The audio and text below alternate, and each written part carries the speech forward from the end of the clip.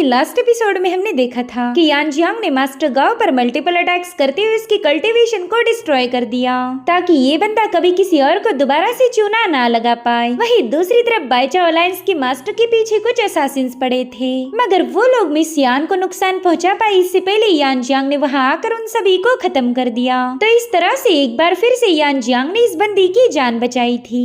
अब आगे तो इस एपिसोड की शुरुआत में हम देख पाते हैं कि यान जियांग मिस यान को लेकर एक केव में पहुंच चुका है। यान जियांग इस बंदी को अपनी गोद में उठाकर यहाँ लाया था क्योंकि उन असासिन से बचने के चक्कर में यान बुरी तरह से घायल हो चुकी है। अब केव में जाते साथ ही यान जियांग उस बंदी की इंजुरीज को चेक करता है। उसके पाँव पर काफी गहरी चोट लगी थी। अब यान जियांग का तो पूरा ध्यान उसकी इंजुरीज पर था, लेकिन मिस यान को ये काफी ज्यादा ऑकवर्ड फील होने लगा। यान जियांग उसे बता रहा था कि मैंने तुम्हारी इंजुरी को काफी अच्छे से चेक किया, मुझे तो डर था कि कहीं तुम्हारी बोन ब्रेक तो नहीं हो गई, तुम्हें तो बस थोड़ी सी मसल्स की इंजरी हुई है, इसलिए मैं अपनी पावर से तुरंत ही उसे हील कर सकता। बस थोड़ी देर में तुम्हें काफी अच्छा महसूस होगा। जिसके बाद जियांग हान अपनी मैजिकल पावर्स का यूज करते हुए मिस यान की इंजुरीज को हील करने लगा और बस थोड़ी देर कोशिश करने के बाद मिस यान पूरी तरह से ठीक हो जाती है। यान जियांग उससे कह रहा था कि अब अपने पाँव को चेक करो, क्या तुम्हें अभी भी दर्द हो रहा है? मिस यान ने देखा कि उसके पाँव का घाव तो गायब हो चुका, साथ ही साथ वो काफी अच्छे से चल भी पा रही थी। वो बंदी तो यान जियांग की इस हीलिंग एबिलिटी को देखकर काफी ज्यादा इम्प्रेस हो गई। उसे तो अब पूरा यकीन हो चुका था कि यान जियांग के पास हीलिंग की कोई स्पेशल एबिलिटी है और साथ ही वो यान जियांग से इम्प्रेस भी थी क्योंकि यान जियांग ने हमेशा उसकी मदद की है। इसलिए वो काफी ज्यादा खुश होकर यान जियांग का शुक्रिया अदा करने लगी। वो कह रही थी, यंग मास्टर यान जियांग, मैं आपके बारे में जानना चाहती हूँ, आप एग्जैक्टली हो कौन? जो सुनते साथ ही यान जियांग हंसने लगा। वो कह रहा था, मिस यान, मैं अच्छे से जानता हूँ कि पिछली बार ही आपने मेरे बारे में काफी कुछ इन्वेस्टिगेट किया, आप तो पहले से ही जानती हो कि मैं कौन हूँ। जिस पर मिस यान कहने लगी, हाँ बिल्कुल, मुझे अपने सर्वेंट से ही पता चला कि आप टांग फैमिली के दामाद हो और आपके साथ काफी बुरा बर्ताव किया जाता, लेकिन मुझे उन बातों पर यकीन ही नहीं हुआ। भला आपके जैसा जीनियस टांग फैमिली का दामाद क्यों बनेगा? और आप तो इतने पावरफुल हो कि कोई आपको बुली नहीं कर सकता।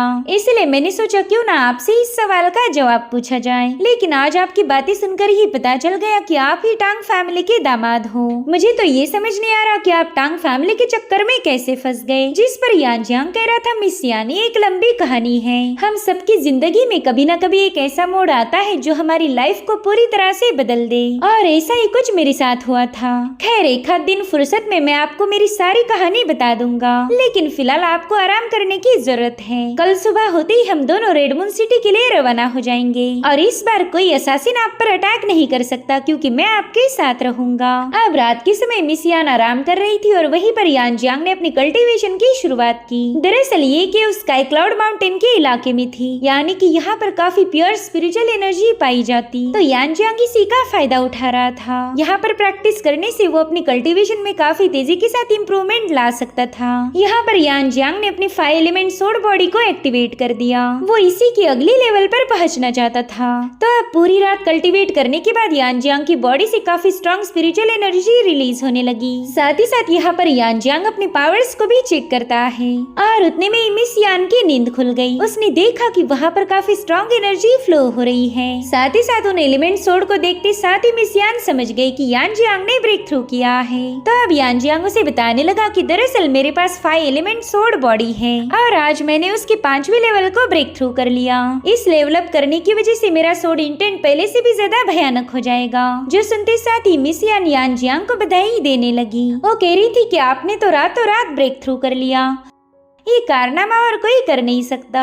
मेरे ख्याल से आप एक रेयर टैलेंट हो। तो यान जियांग भी उसका शुक्रिया अदा करते हुए कहने लगा कि अब हमने जल्दी से रेडमून सिटी के लिए रवाना होना चाहिए। अगर आप वहाँ जल्दी नहीं पहुँची तो आपके अलायंस के लोग परेशान हो जाएंगे। और अब ये सीन यहीं पर कट होकर हमें बाइचाओ अलायंस का सीन दिखाया गया, जहाँ पर यान जियांग मिस यान को लेकर पहुँच चुका था। मिस यान को जिंदा देखकर तो ली हुआ काफी ज्यादा खुश हो गई। वो तो सीधे जाकर यान के गले लग जाती है। वैसे देखा जाए तो ये बंदी असासिन्स के हाथों मारी गई थी, लेकिन ये यहाँ पर कैसे पहुँची ये एक बड़ा सवाल है। और मिस यान तो इतनी भोली है कि वो ऐसी बातों पर जरा भी तवज्जो नहीं देती। ली हुआ उसे बताने लगी कि सिस्टर मैं आपके लिए काफी ज्यादा परेशान थी, लेकिन हेवन का शुक्र है कि आप महफूज हो। जिस पर मिस यान कह रही थी कि मैं तो उन असासिन्स के हाथ लगी गई थी, लेकिन ये तो अच्छा हुआ कि यंग मास्टर यान जियांग ने वहाँ आकर मेरी मदद की। जो सुनते साथ ही ली हुआ तुरंत ही यान जियांग का शुक्रिया अदा करने लगती है। वो यान जियांग से कह रही थी कि मैं आपका एहसान जिंदगी भर नहीं भूलूंगी। फ्यूचर में अगर आप पर कोई भी मुसीबत आ जाए तो मैं जरूर से आपको प्रोटेक्ट करूंगी।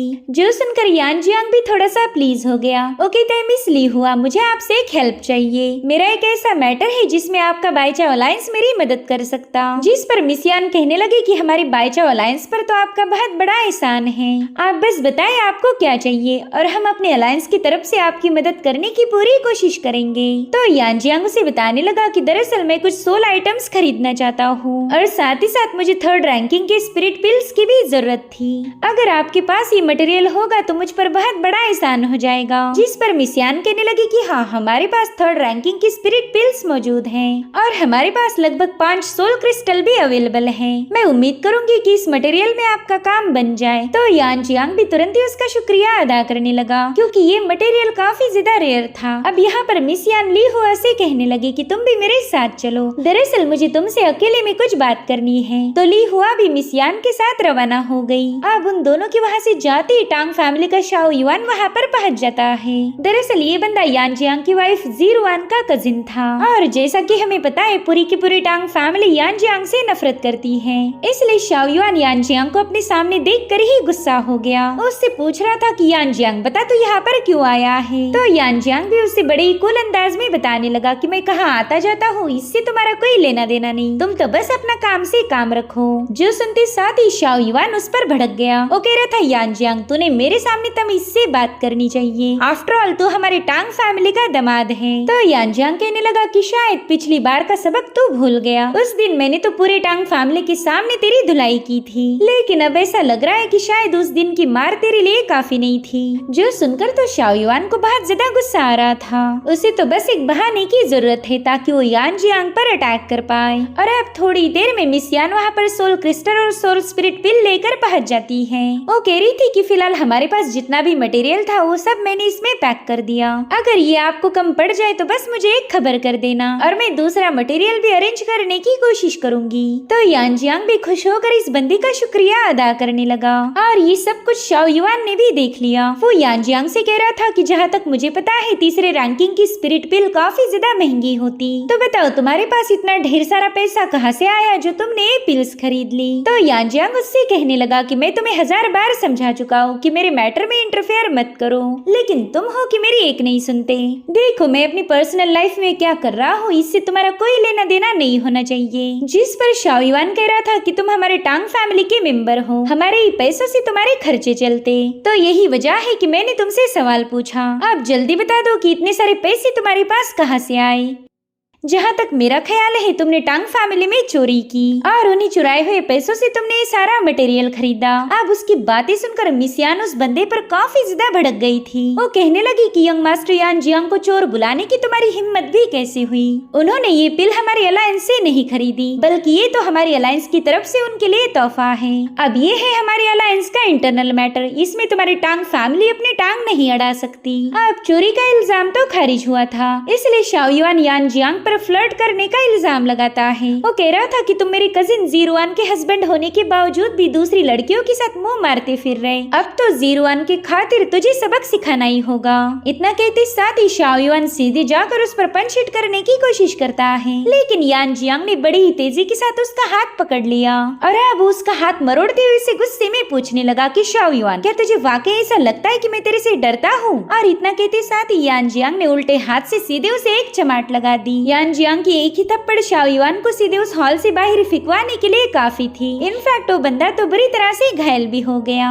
तब तक उसके चमचे आकर तुरंत ही उसे उठा लेते हैं। वो कह रहा था यान जियांग ये बाईचाओ अलायंस है, इसलिए मैं यहाँ पर तुम पे कोई अटैक नहीं करने वाला, क्योंकि मैं यहाँ तमाशा खड़ा नहीं करना चाहता। जिस पर यान जियांग कह रहा था कि अरे थोड़ी देर पहले तो तुम काफी बड़ी बड़ी बातें कर रहे थे, उस वक्त तुम्हें बाईचाओ अलायंस का कोई ख्याल नहीं आया, लेकिन जैसे ही मेरी एक थप्पड़ पड़ी तुम्हें सब कुछ समझ आने लगा। तो शाओ युआन कहने लगा कि तू बस अब घर वापिस आ जा, देखना फिर मैं तेरे साथ क्या करता हूँ। और इतना कहते साथ ही शाओ युआन वहाँ से रवाना हो जाता है। इधर मिस यान भी यान जियांग के लिए काफी ज्यादा परेशान थी। वो कहती है कि अगर आप चाहो तो मैं टांग फैमिली को वार्निंग दे सकती हूँ और उन्हें मेरी बात माननी पड़ेगी, क्योंकि हमारी अलायंस को ऑफेंड करना उनके लिए महंगा पड़ेगा। जिस पर यान जियांग कह रहा था कि आपका बहुत बहुत शुक्रिया, लेकिन इस छोटे से मैटर को मैं आसानी के साथ हैंडल कर सकता हूँ, इसलिए आप मेरी फिक्र बिल्कुल ना करें। जिसके बाद यान जियांग उसे गुड बाय बोलकर सीधे टांग फैमिली के मेंशन में पहुँच गया। उसने देखा कि शियार तो काफी ज्यादा परेशान है। वो तो यान जियांग को देखते साथ ही उसे बताने लगी कि उस कमीने शाओ युआन ने मेरे फादर को आपके खिलाफ भड़का दिया। वो कह रहा था कि आपने बेवजह उस पर अटैक करके उसे खत्म करने की कोशिश की है। तो यान जियांग उसे बताने लगा कि शियार वो बंदा एक नंबर का झूठा है। चलो मैं भी देखना चाहता हूँ कि वो सच्चाई को किस तरह से तोड़ मरोड़ के पेश करता है। यहाँ पर शियार को यान जियांग की टेंशन हो रही थी। वो कह रही थी बड़े भाई प्लीज आप हॉल में ना ही जाओ तो बेहतर होगा। दरअसल आज मेरे फादर ने आपको सबक सिखाने के लिए एक मास्टर को हायर किया है। वो बंदा आपको बुरी तरह से घायल कर सकता, इसलिए प्लीज मेरी बात मान जाए। जो सुनकर यान जियांग कह रहा था अच्छा तो आज हमारे घर पर मेहमान भी आए हैं, अब तो मैंने लाजमी उनसे मिलना चाहिए। जिसके बाद यान जियांग सीधे हॉल में एंटर करता है। यहाँ पर यान जियांग ने देखा कि शाओ युआन का बाप भी वहाँ पर मौजूद है और साथ ही वो मास्टर भी था जिसे स्पेशली यान जियांग को सबक सिखाने के लिए ही हायर किया था। और अब यान जियांग वहाँ जाकर बैठ जाता है। वो टांग फैमिली के मास्टर से पूछता है कि बताइए इस बार मैंने ऐसा क्या किया जो आपको मुझे यहाँ पर समन करना पड़ा।